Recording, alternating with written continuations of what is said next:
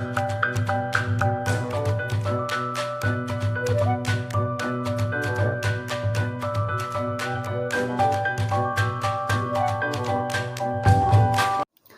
everyone, in this video lecture we will discuss about some basic reactions of acids and bases। तो अगर हम acids और base की reactions के बारे में बात करें तो काफ़ी इंपॉर्टेंट रिएक्शंस हमारे पास अवेलेबल हैं जो एसिड और बेस परफॉर्म करते हैं, जिसमें से हमारी जो फर्स्ट इम्पॉर्टेंट रिएक्शन है वो न्यूट्रलाइजेशन रिएक्शन।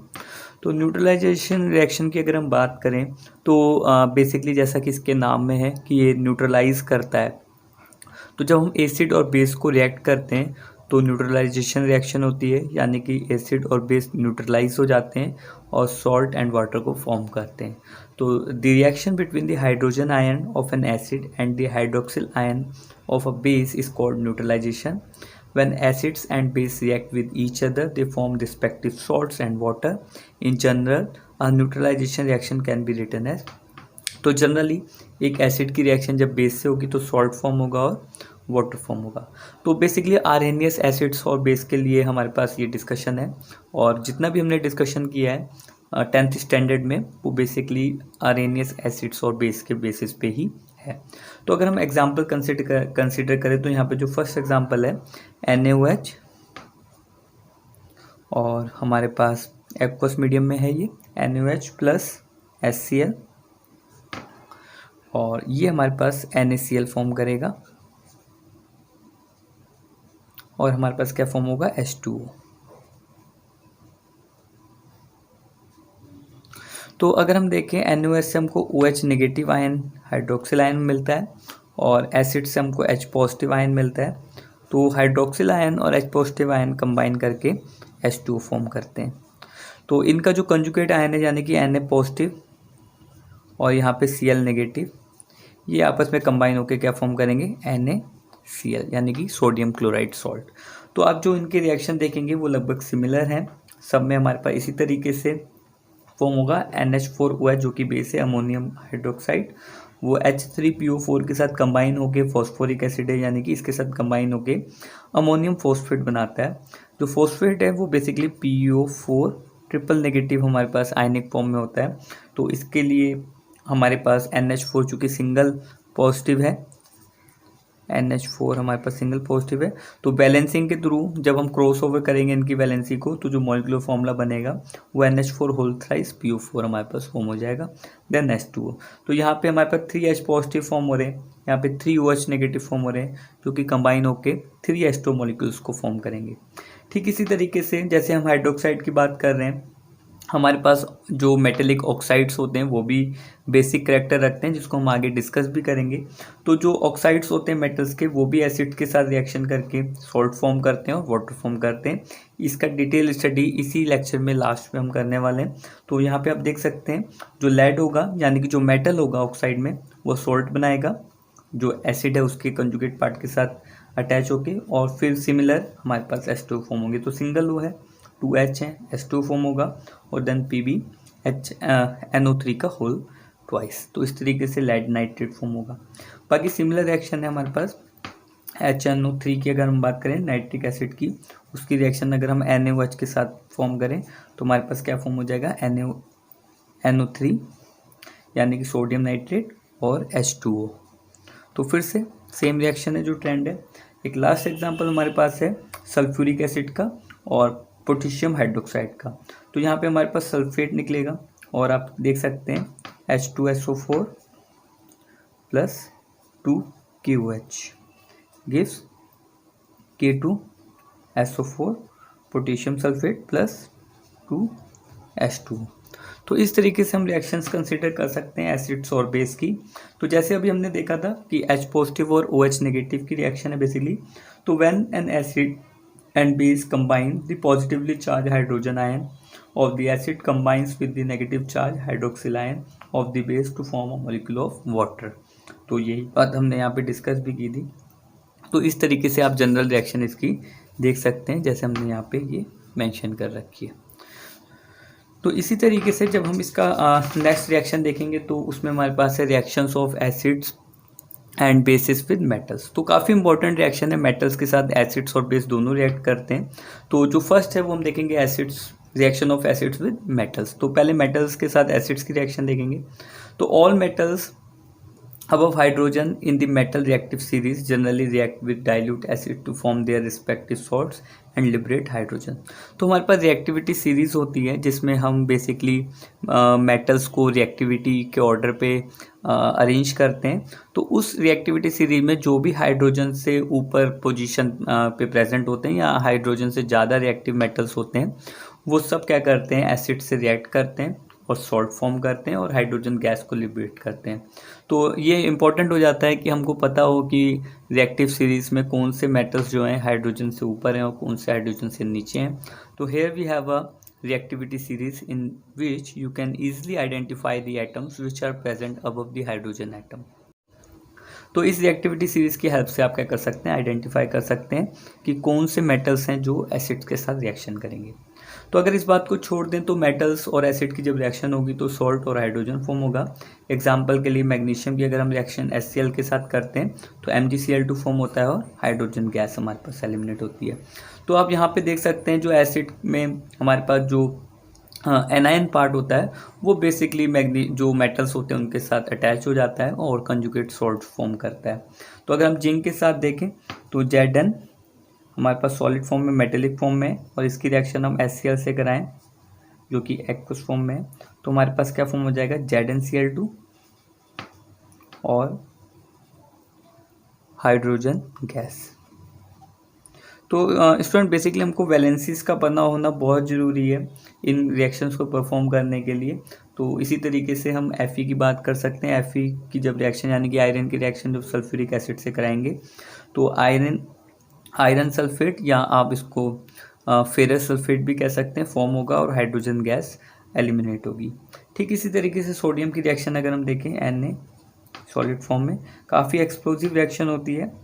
जो सोडियम में काफ़ी रिएक्टिव मेटल है हमारे पास, तो काफ़ी फास्ट रिएक्शन होती है। तो NaCl फॉर्म होगा हमारे पास और फिर से हाइड्रोजन गैस हमारे पास एलिमिनेट होगी। तो इस तरीके से हम जो मेटल्स हैं इनकी रिएक्शंस की बात कर सकते हैं एसिड्स के साथ, यानी कि इसमें जनरली क्या फॉर्म होगा, सॉल्ट और हाइड्रोजन गैस आप कह सकते हैं कि लिबरेट होगी।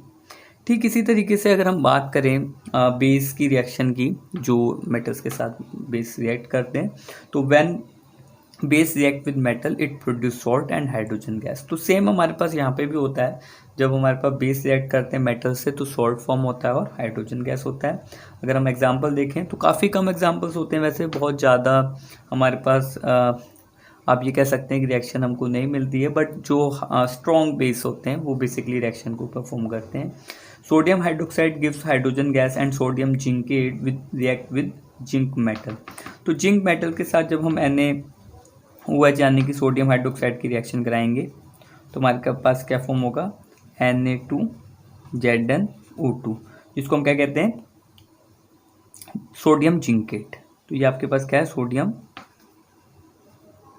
जिंकेट, और साथ ही साथ क्या होगा हमारे पास, हाइड्रोजन गैस भी एलिमिनेट होगी। तो बेसिकली हमारे पास लिमिटेड एग्जांपल्स हैं। अगर हम देखें तो नेक्स्ट एग्जांपल एल्यूमिनियम का है। Sodium aluminate and hydrogen gas are formed when sodium hydroxide reacts with aluminium metal. तो यहाँ पे भी हम NaOH की रिएक्शन एल्यूमिनियम के साथ करा रहे हैं और हमारे पास क्या फॉर्म हो रहा है, NaAlO2, यानी कि जो सोडियम एल्यूमिनेट फॉर्म हो रहा है और साथ ही साथ हाइड्रोजन गैस एल्यूमिनेट हो रही है। तो इस तरीके से हम एसिड्स की और बेस की रिएक्शन मेटल्स के साथ डिस्क्राइब करते हैं, जिसमें हमारे पास सॉल्ट्स बेसिकली आप कह सकते हैं कि फॉर्म होते हैं। ठीक इसी तरीके से अगर हम नेक्स्ट क्लास देखें रिएक्शन की, तो वो है reactions of metal carbonate and metal hydrogen carbonate with acids.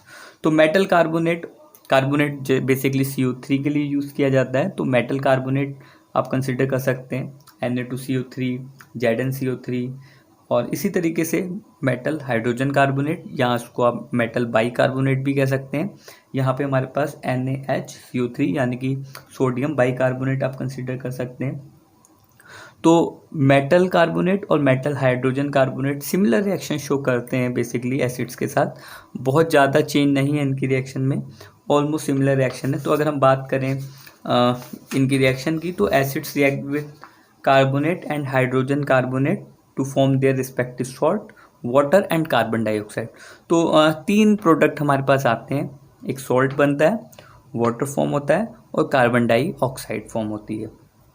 तो कार्बन डाइऑक्साइड बेसिकली गैस है तो वो इवोल्यूट हो जाती है, और जो हमारे पास सॉल्ट है वो एक्वस फॉर्म में हमको मिल जाता है। तो अगर हम एक रिएक्शन कंसीडर करें, इसमें जो हमारे पास फर्स्ट रिएक्शन है Na2CO3 यानी कि सोडियम कार्बोनेट एक्वस फॉर्म में प्लस 2HCl, ये भी एक्वस फॉर्म में। तो अगर हम इनकी रिएक्शन कराते तो इनका जो सॉल्ट बनेगा, आप देख सकते हैं यहाँ पे Na और Cl, ये कंबाइन होके क्या बना देंगे, NaCl।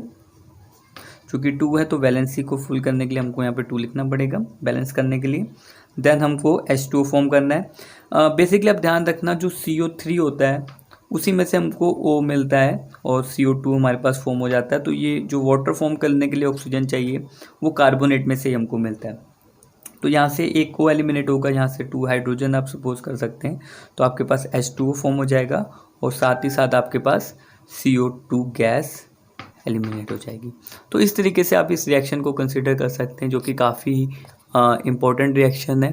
बेसिकली अगर हम देखें तो एसिड्स की, और जितने भी कार्बोनेट्स होते हैं एसिड्स उनके साथ रिएक्ट करते हैं। दैन आप देख सकते हैं जिंक कार्बोनेट की रिएक्शन अगर हम H2SO4 के साथ कराएंगे तो यहाँ पे जिंक सल्फेट फॉर्म होगा। तो SO4 यहाँ से मिलेगा, जिंक यहाँ से, ZnSO4, देन H2 और फिर CO2।